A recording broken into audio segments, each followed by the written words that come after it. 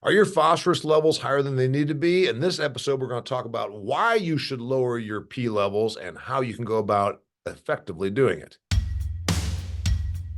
Welcome to Extreme Ag's Cutting the Curve podcast, where you get a guaranteed return on investment of your time as we cut your learning curve with the information you can apply to your farming operation immediately. Extreme Ag, we've already made the mistakes, so you don't have to.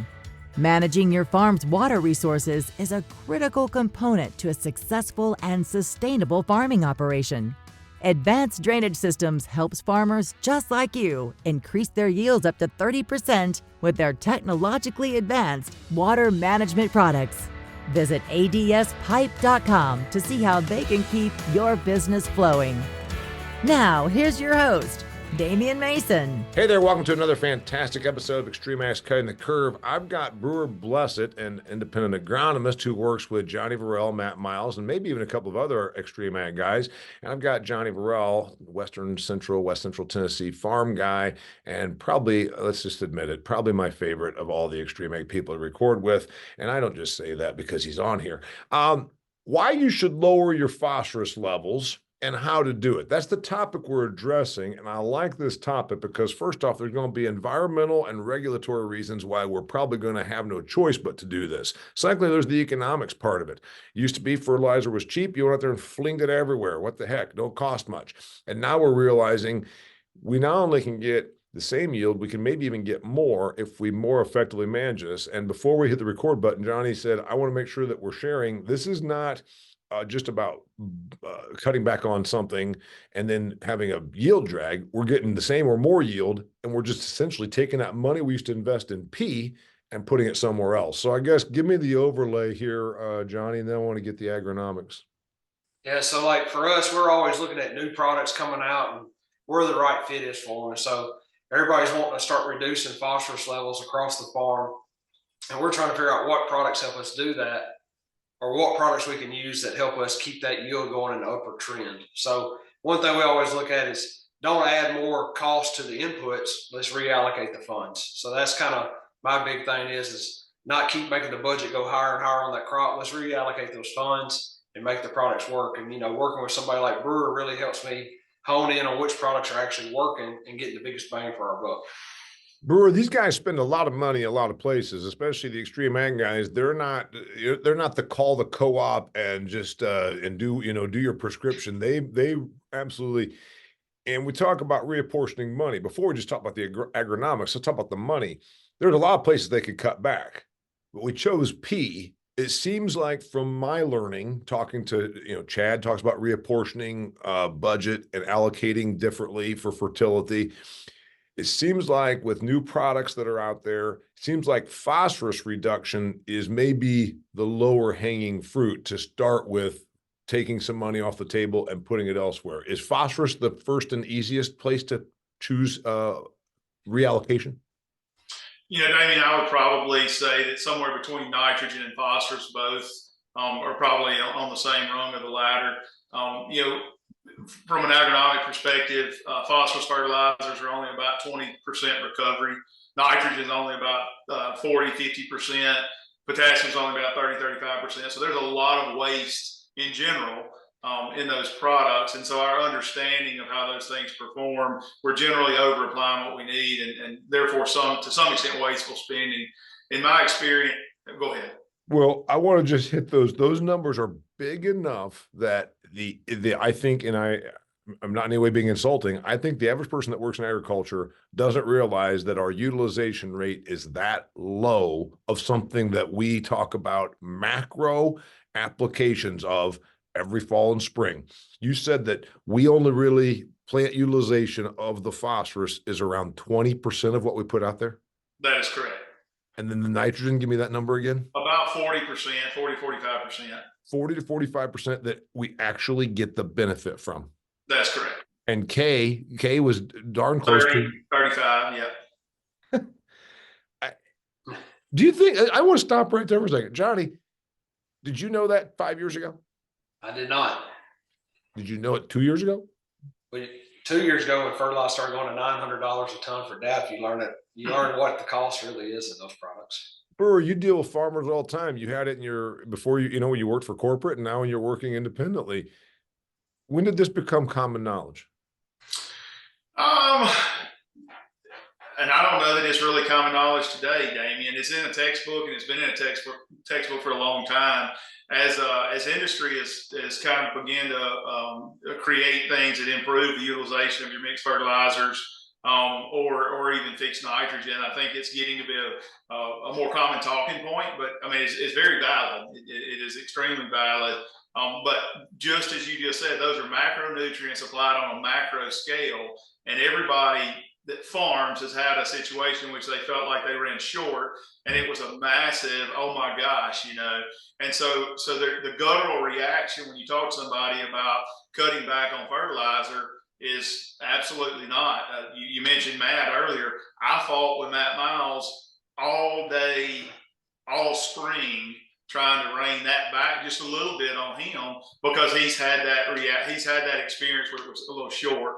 And so what stimulates some of these trials on Johnny is I'm a big proponent of evaluating new products. Don't go crazy, but some of these products that allow us to scale back on that fertilizer, and just even if you go apples to apples and cut the cost of the product at the mixed fertilizer application, and then run those products and see how it works. But I do, the first trial we cut this year, Damien, where we cut phosphate back by 25 pounds of P2O5, the first trial was a 12 bushel increase in corn yields by cutting. That one was triple super out of the VRF blocks. I was like, man, this has got to be a fluke. And I went back and checked the application maps. Well, the next trial that came out was actually Johnny's, and it was a plus 15 on average. Now, I'm not talking small blocks. I'm talking, 30 or 40 acre rep stuck out in a 120 acre field. But it was eye opening, not just to me. In every location where we had it, it was a net gain in yield just from the reduction piece, which to me is a wonderful thing, because I can use this to help convince people to start trying to scale back. I want to get into the results, but I want to revisit, because you did such a good job, and obviously you touch this every day. Even a farmer that this is worth revisiting, because it's a hard one. You just talked about Matt Miles. Matt Miles is pretty forward thinking. He's not like a 90-year-old that's completely fixed in his ways. And it took you, what'd you say, you talked to him every day all spring to get him to even consider, and then he finally did a reduction, because it seems, Johnny, counterintuitive.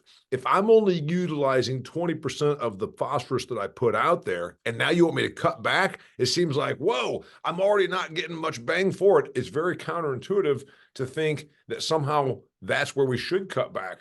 If it's only utilizing 20% of what's out there, you think, well, you got to put more out. And that's kind of where we got to where we are today. Yeah, exactly. And actually, this trial he's talking about, we had it all planned out. We did the upfront fertility in front of the planters, and then we accidentally sprayed the whole field. And when we did, we didn't know what that was going to do, because it was a different trial we were going for. We just left it, took it to harvest, and that's when he started realizing the results that we were seeing is actually in reduced zones. We just accidentally treated the whole field with the phosphorus piece later on entirely instead of in zones too. So it really actually gave us a lot more data than what we intended to get. All right. So how hard was it to get Johnny to go along with this idea, Brewer, of cutting back on phosphorus? Well, we briefly talked about it, and I wrote the VRF scripts and sent to his machine. So he may have done it without even knowing it, to be honest with you. He slipped with it. It's like slipping the vitamin in the kid's candy bar or something. Is that what you're right? Yeah. He didn't trust me to write my own prescriptions anymore either. I've been writing prescriptions for 22 years, and this is the first year I let somebody else do it. But he knew what was going to work, and he showed me on paper how it was going to work. So it was an easy thing for us to transition to. I want to get to the results. We titled this "Why You Should Lower Phosphorus Levels," and then how to do it. So the how to do it will come when we go through the results, then how to do it. Let's talk about why you should lower it. First off, there's the economics. How much are we talking about pulling off the table in close numbers that you could then use to reapportion somewhere else? So it's 25 pounds of P2O5, and that would be just dependent on source, whether it's 0040 or 045 or 1846 or 045. It really just depends on the source you're using, Damien. And you're saying the phosphorus levels. I still believe levels in the field matter. We're talking about the application piece, the fertilizer. There we go. Let's call you just changed the title. Why you should lower phosphorus application, lower phosphorus applications. Yeah, I wasn't talking about levels by any means. You're right about that. Application rate, why you should lower phosphorus application rates, and what we're really talking about. I know you just you did a politician thing there, and you told me it depends on the source. What's the rough dollar amount that you're talking about, Johnny? $30 an acre, $20 an acre, $50 an acre? It just depends. I mean, years like 20s. Yeah, this year's in the 20s that you're reducing, but you get back up to $900 from $500 DAP too. It makes a big difference. But yeah, okay. So we're reducing the cost of the additives that we're adding. Okay, so one of the reasons is you can save 20 or $30 an acre. That's going to leave with that number. Another reason is is there a regulatory environment, Brewer, that's going to force this? Yeah, so Damien, probably the most common places where we have a lot of litter production and manure applications, and they're already under strict nutrient management plans that they have to submit and adhere to. And then to be honest with you, probably a good fit for this too is we have so I was in West Texas 2 days ago, high pH, high phosphate levels in certain places because what's in the soil is not available. And so what they normally do is still continue to put fertilizer out there, trying to have some plant available. And I think this whole biological space and the ability to move that way is really about accessing what's in the soil, not what you're applying. And we have historically done a poor job of accessing what is in the soil in a lot of regions, whether it's the high pH levels across the upper Midwest, Texas, East Coast, mineral organic soils, things like that. The other piece to it is not just the phosphorus, but the fact that phosphorus has antagonizing micronutrient uptake, which is super critical on the high yield environments. And that's really where I think we get a lot of this benefit. Okay, I want to talk about this. In like Ohio, they talked about too much phosphorus was in the soils. Northern Ohio is leaching into Lake Erie. They had an algae problem. That's something I was familiar with, 20 years ago because of where my farm is in Northeast Indiana. I don't sense that Johnny has this problem. So I don't think that there's a regulatory environment coming for him, or is there because of a history of chicken litter? I don't know. Temple talks about it. Are you under the gun for managing phosphorus? Yeah, if we're not under the gun now, they're already looking at us. So when they start honing in on these other states, it's going to trickle down. All of our water goes to the Gulf. So we know we have issues in the Gulf. So we see it coming. And then, another piece for us is the stratification. We've been no-tilling so long, it's hard for us to get the nutrients down. So it's a lot easier for us to use products to help them make the nutrients more available to the plant in general. So, okay. When you go about ratcheting this back, you've got to then make sure you're not taking a yield bump. So let's talk about the trials and then how you manage, Brewer, to make sure that you're not taking a yield hit by cutting back. It's neat to talk about saving $25 an acre on phosphorus or being able to put it somewhere else, but it's got to make sense. Johnny has a business to run. So talk about the trial you did and managing to not lose yield. So in terms of the confidence in not taking a yield hit,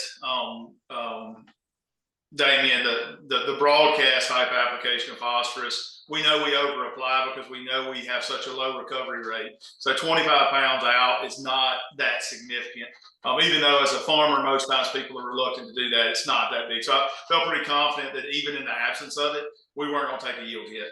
And then the other piece is there are products out there, like you mentioned in the trailer there. There are products out there that improve phosphorus utilization. I feel very confident. I've looked at those things long enough that I feel confident that they will increase the recovery rate of what we apply, as well as help us tap into what's in the soil bank. And that was really the gist of the trial, is overlapping those things. And this is replicating beans and corn across my base, if you will. And we track some of this with early season tissue samples and things like that. And then, part of our program actually ensured that we did put a little bit at a critical timing. Part of his standard program on other acres, we know we're hitting that gap, that seedling, seed to seedling phase. So I wasn't worried about that. And then the final piece, I guess I would say, is I have had experience where I improved the kind of phosphorus I applied and had a net increase in the micronutrient uptake, which I think at that critical time has more impact than a P reduction, if you will. So I had some confidence of what it was going to look like, maybe not to the extreme that it came back. Johnny, are you afraid of using banked phosphorus? I mean, generally we talk about, you can get by with something for a year or two or three. Doing something like this, is there a concern that you're now depleting reserves of phosphorus or not? No, not in this case here at all, because we're utilizing what we're putting out at such a much higher efficiency. So, and then we've been putting out fertilizer the same for 100+ years. Yeah. And we know it's not the most efficient, so we're just trying to figure out how to get to that efficient level. And we're still soil testing, so you can go 3 years before you affect that. Well, we're going to soil sample at that point anyway, so we'll have an understanding at that point. We've got products, and we work with some of the companies that have these products. I'm thinking of, Proven, is it Proven 40? I think it is. And some of these other ones that talk about your ability to reduce phosphorus and not take a yield hit with doing that. In your trials, did you use these kinds of products? Yes, we did. And we used a product from SoundAg on this specific trial was through SoundAg. Okay, this product is called, and what's the product called? Source. Okay, you use Source on this, and is it just trading money? Did you take $25 out of phosphorus and put it into $25 of Source? Yes. Well, it wasn't $25 a Source; it was 15. Yeah, 15. It was so it was actually a net savings for sure on that. Okay, so a net savings, call it $10, and then tell me about the yield. Yeah. So on average, I think Johnny's was 18. The combination of Source and the reduction. Damien, I think we can attribute about 15 to the fertilizer reduction, another +3 or +4 on that field due to the Source. Well, those numbers you just gave me, are those bushels? Yes, bushels. Okay, yeah. All right, okay. Yeah, sorry. Right. No, that's fine. Bushels. Yeah, 50 more. And that is a, like I said, I think it's 100. How big is that gravel road? 105 acres, something like that. And that is across good and bad zones. So in some zones, the yield response was much greater, closer to 26, and down the other end was closer to 12. But it was somewhere around plus 15, plus 18, 15 from the fertilizer reduction, and then another 3 on top of that. And the highest yielding stuff average across, like I said, I had this on more places than Johnny, but on average, average across everything, pooled across everything, the highest yielding corn treatments were phosphorus reduction with that product applied. Can I do this on anything? You did it on corn. Your trials were all with corn. Is that the only place that I can do this, or can I use it on, Johnny grows wheat. He grows wheat and double crop soybeans. Can he use soybeans? Yeah, we had the trials in soybeans too, and it was the same type of results. Well, not in soybeans. We actually don't need 1 year data on soybeans, but we don't need to pull that phosphorus out on soybeans. We lost a couple of bushels there. Which the beans can have a real hard time getting phosphorus anyway. I'm not sold on cutting back. Now, the application of Source on top of it still performed whether you reduced it or not. But I want another year of data before I recommend pulling phosphorus out of my beans. And I was talking about the Source. We did get trial results on the Source on the soybeans, not the reduction of it. And it performed whether we reduced or not. And honestly, I'd have to go back and look. I can't tell you that reducing P and adding Source wasn't the exact same thing as the standard P application. I'd have to go back and look at that. So, John, when the person asks, we said, and how you can go about reducing your phosphorus application rates, the how is you do it. First off, maybe you let somebody like Brewer sneak it in on you because you were reluctant, or even a little bit intrepidation might have been the word you said. I'm not sure I'm gonna do this much. And the same thing with Matt. And then to do it, I'm guessing it'd be silly to do it without the product like Source. Like, in other words, don't do this blind. Do it with the accompaniment, right? That's right. And we start off small scale. Then this year we went to a larger farm or larger field sizes to do more replication. So this will be more of a standard farming practice for us this coming year. And we're a year behind on phosphorus. We started doing this with nitrogen. He, as progressive as he is, I had to fight with him on cutting back on nitrogen too. I mean, whole farm. Now he's whole farm reduced nitrogen from a similar type setup. We're just now getting into the phosphorus. Brewer, you know what? What's the old thing? You can take the boy out of the. You can take these farmers. They all are bullheaded. They can't be. Let's just face it. So of course you had to fight with him. Even Johnny, who we like, and he normally listens to important people like you. He still you got to push him around a bit sometimes. That's how I've worked with him, and it's worked out magically. Anyway, let's go another one here. You peeled back a certain amount. Does next year rate get pulled back even more? In other words, are you going to keep testing this on how much P application to cut until you've gone too far? Yes, that kind of thing can get difficult, I guess, particularly on large scale stuff. Yes, we'll increase in rates and do that. The other kind of, I guess you'd say, concept, the way we're thinking about it is, how does that equate to convenience at the farm gate? Is that something where we can take an entire farm of Johnny's and put out all of our P for the corn and bean crop that's coming before the beans, and not put any out in front of the corn, but using products like this? And then the flip side on the potassium piece, can we put all of our K out in front of the corn crop for the corn, which will then be in the residue, dump right back out into the bean rotation? So it as much as rates, to some extent, but we're looking at this maybe a whole farm a little differently. Yeah, and we talked about the other two, dangling low-hanging fruits. You said N and maybe even K. Do we have a product like a Source to do that with? We don't yet, right? Well, I'll touch on two things. I think in this residue management space, you mentioned extract earlier.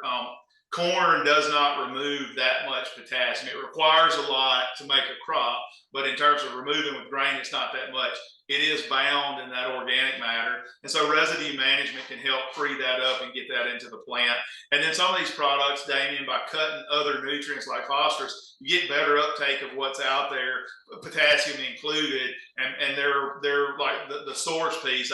I've got tissue sample data where applications of Source, while they don't claim it, we actually end up with greater uptake of potassium in that sense too.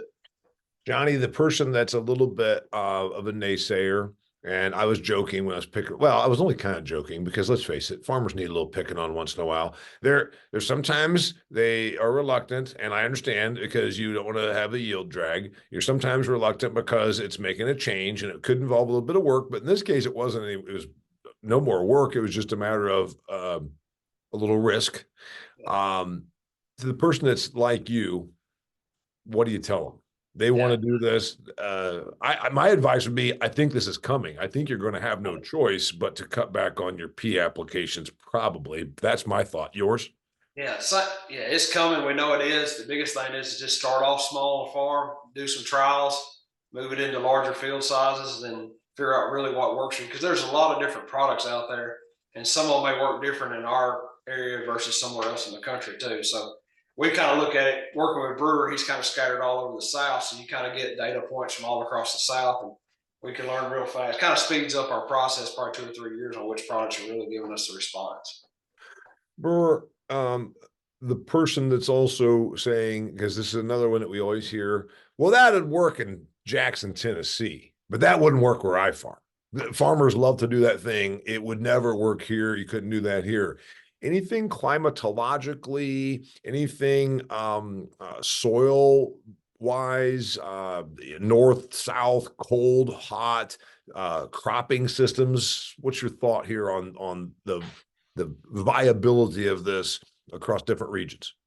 That will tie back to, that 20% I said on phosphorus kind of varies by biological activity of the soil, the nature of the soil, CC type issues there. And then another thing is, what is the factor that's holding that back? Whether it's application. It's your original soil test is low, and so the soil's gobbling it up. Is it high pH, and therefore you get calcium phosphate form and you can't access it?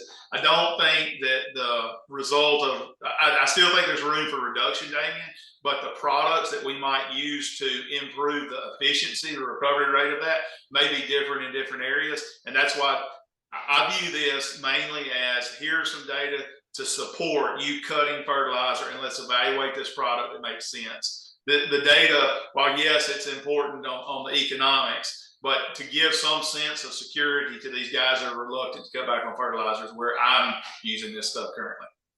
Yeah, you didn't tell me though. I got all that. Is there a case to be made that it will work in Jackson, Tennessee? It will work at Matt Miles Farms, but it won't work in North Dakota. I can't imagine, but I'm just, you're the one that's the guy that's the soil guy.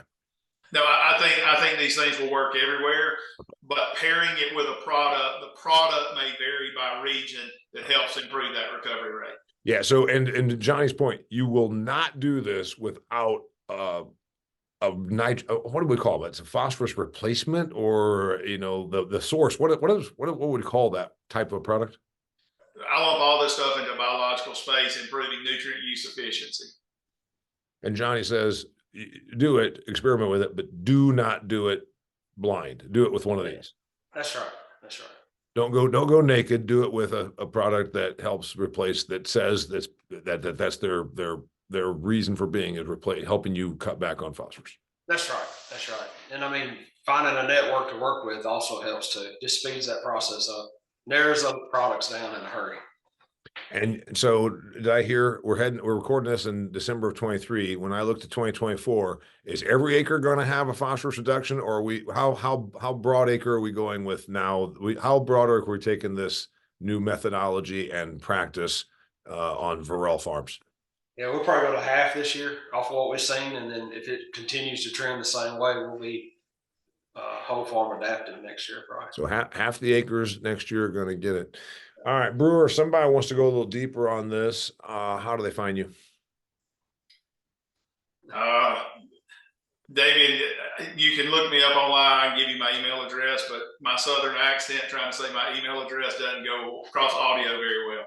All right, his name is Brewer Blessit. If you want to find out, because the guys work with him and speak highly of him, and I think that he's got some good stuff to share. Johnny Verell, one of our Extreme Ag guys, and he's awesome. Jackson, Tennessee, lots of good stuff out here. If you want to hear more about all this stuff, you know what? We got a library essentially of content, hundreds of these podcasts that I've produced with them, and also the videos that they shoot in the field. Share this with somebody that can benefit from it. If you want to take your farming game to the next level, for $750 a year, you can become an Extreme Ag member. You get exclusive content. You get access to guys like Johnny, like question and answer format where you can go a little deeper on stuff. You also get special offers. Like, for instance, you could go to Commodity Classic for free. That's right. Our friends over at Nature's are going to help make that happen. If you're an Extreme Ag member, you go to Commodity Classic, your admission is free. So you know what? You're getting a whole bunch of your $750 back. It's a small price to pay for a whole bunch of helpful information to take your farming game to the next level. Till next time, that's Brewer Blessit. That's Johnny Verell. My name is Damien Mason. Thanks for joining us here on Extreme Ag's Cutting the Curve. That's a wrap for this episode of Cutting the Curve, but there's plenty more. Check out extremeag.farm, where you can find past episodes, instructional videos, and articles to help you squeeze more profit out of your farm. Cutting the Curve is brought to you by Advanced Drainage Systems, the leader in agriculture water management solutions.